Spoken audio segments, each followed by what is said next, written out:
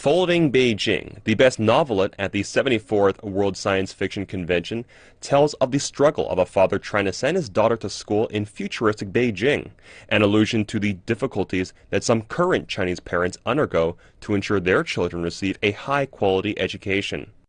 Author of the book, Hao Jingfang, said in the acceptance speech that while the book gives dark solutions to real-life problems, she hopes the real future will be brighter than her story. Established in 1953, the Hugo Awards acknowledge the best works of science fiction or fantasy and are seen as the highest honor bestowed in science fiction and fantasy writing. Hao was very calm and controlled upon receiving the award, but is now even more passionate about writing than ever. I feel normal. So actually I do everything for fun. Your novel, Folding Beijing, made me wonder, it is more a science fiction or it is more a social critique novel itself? It is a science fiction novel because if there is no changes in the technological part, there will be no structure of this story. But on the other hand, I do have those original ideas from everyday life. I did see those pictures in Beijing in my life. I used to work in some economic study offices that's based in the Guomao area, which is the richest place Central Business District. And then I really saw those decision makers, the policy makers, and those CEOs of the companies. Then after work, I see some other migrant workers around my home. They really had those difficult lives.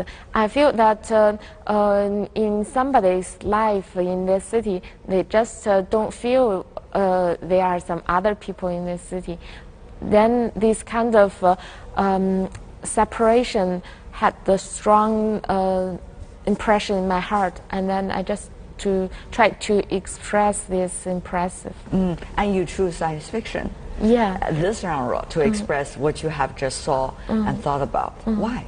Because science fiction do give you the ability to change the world. Science fiction is the genre about possibilities. You can just manipulate this world and give new settings to the world, and then you can create your story. But in the pure literature genre, you have to be honest to the outside world. You have to keep the world as it is. Are you optimistic or pessimistic? I'm quite optimistic in human. I do think that humans are getting better and better. We can know each other better. We can understand, respect to each other. But on the other hand, I feel that there are some natural laws that exist in the human society, that a perfect society will not be eternal perfect society will not be true. We still have to fight with some common fate. So on this sense, I'm not very optimistic.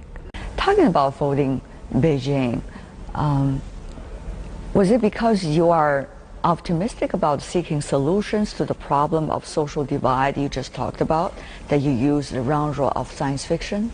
Or actually, it is such a difficult issue to be resolved that you have to seek the help of a science fiction in order to point out the issue and yet at the same time do not have to face it yourself? I really don't think the solutions in Folding Beijing is a good solution. It's a quite dark one, and I don't hope it to be true in the future. I think that if in the most optimistic view, what we can do is we try to educate those low-skilled workers, those low-income people, and try to transfer them into the next era and try to help them to just get involved into the new businesses. That's the optimistic view and the solutions for this problem.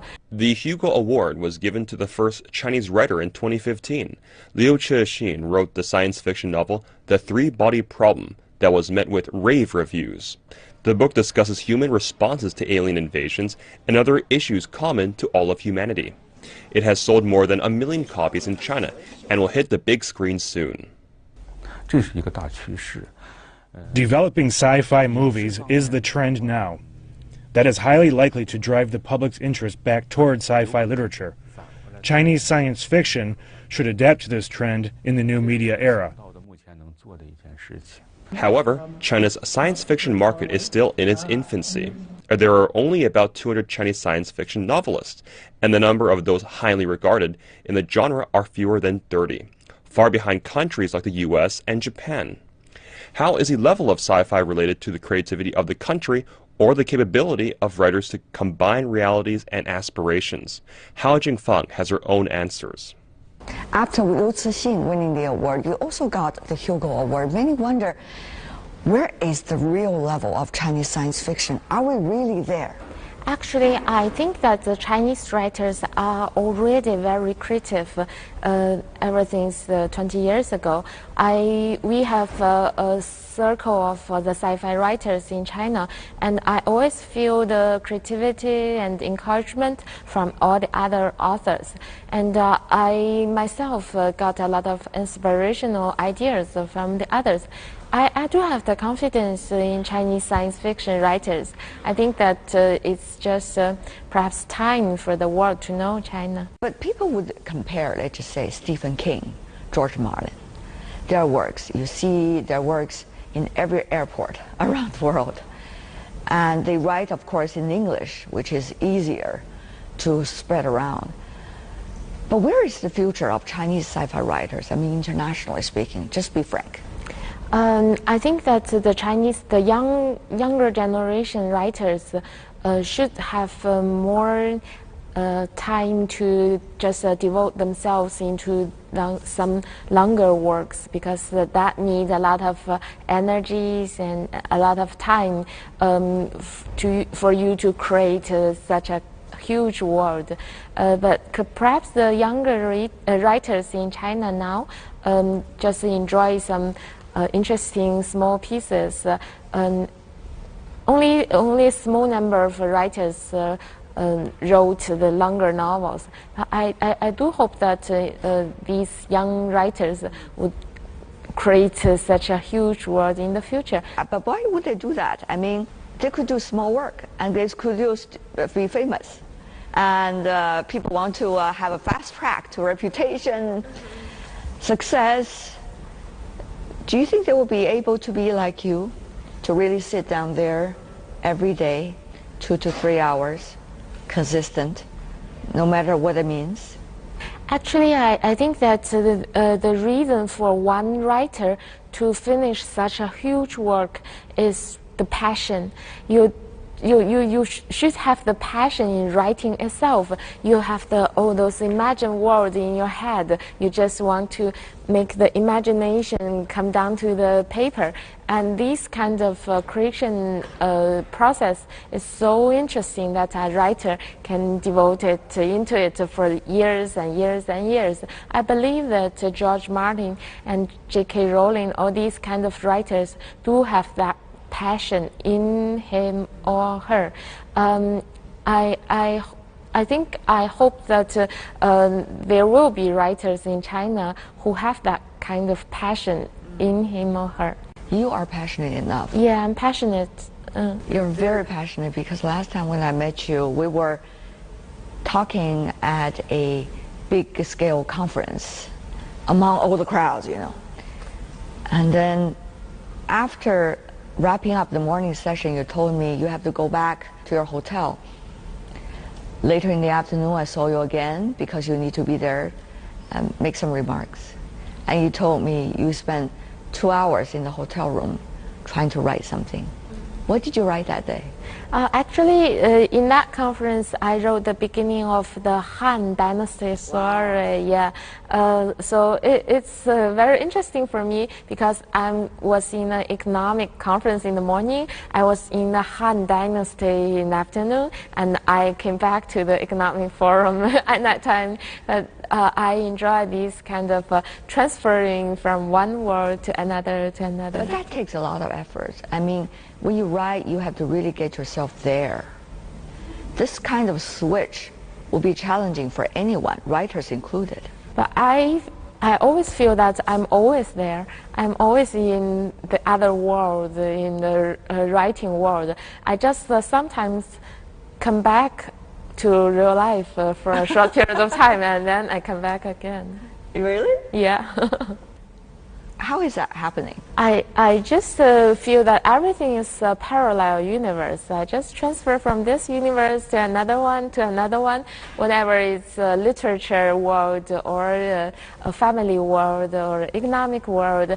When I enter this world, I just obey the rules in this world.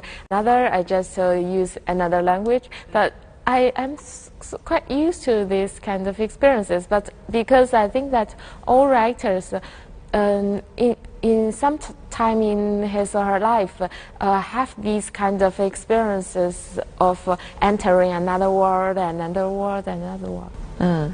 Technology happening so fast. How much do you think, new things such as AI, such as virtual reality, all of these might be able to transform or challenge your works? Science fiction works are about possibilities. They discuss how human would react in different kinds of situations, how people would feel in this kind of situation, how people will react to, with each other in other situations. So it is these kind of mental experiments that really interests me and other readers. What are you mentally experimenting? Now I'm most interested in the artificial intelligence. I think a lot about what's the differences between AIs and humans.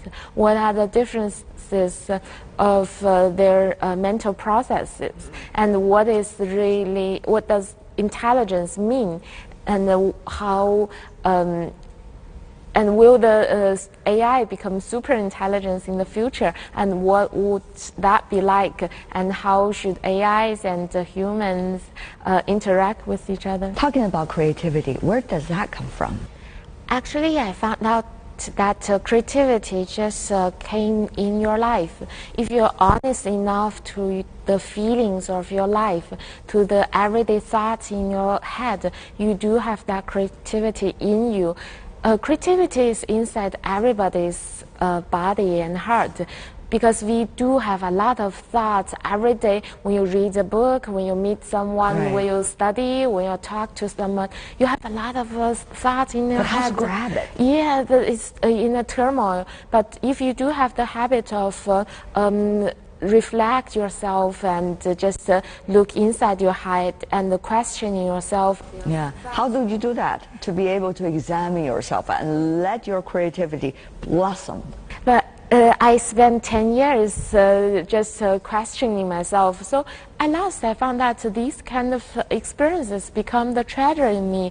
I had that habit of, at this time, what's the reason for it?